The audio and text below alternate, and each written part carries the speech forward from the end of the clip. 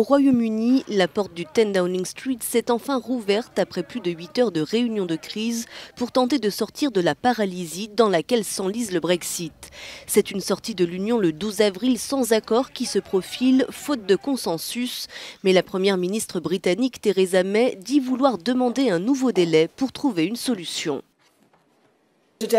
Aujourd'hui, je prends des mesures pour sortir de l'impasse. Je propose de m'asseoir avec le chef de l'opposition pour essayer de convenir d'un plan que nous respecterions tous les deux, pour nous assurer que nous quitterons l'Union européenne et que nous le ferons dans le cadre d'un accord.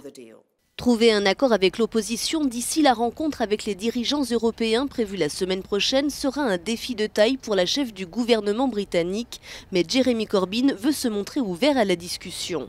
Je ne veux pas fixer de limites d'une manière ou d'une autre avant ces réunions. Je veux que vous compreniez l'état d'esprit dans lequel j'irai à ces réunions en reconnaissant les besoins des personnes qui ont élu tous les députés au Parlement et la nécessité d'éviter une dangereuse sortie de route.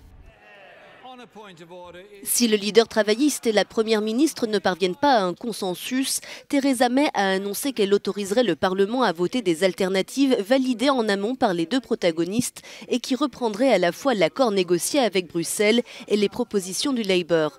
De quoi énerver les eurosceptiques comme Jacob Rees-Mogg. Le député dénonce une approche profondément insatisfaisante qui ne sera pas du bon côté de l'histoire. Je trouve très décevant que le processus du Brexit ait été confié à Jeremy Corbyn et au Parti travailliste.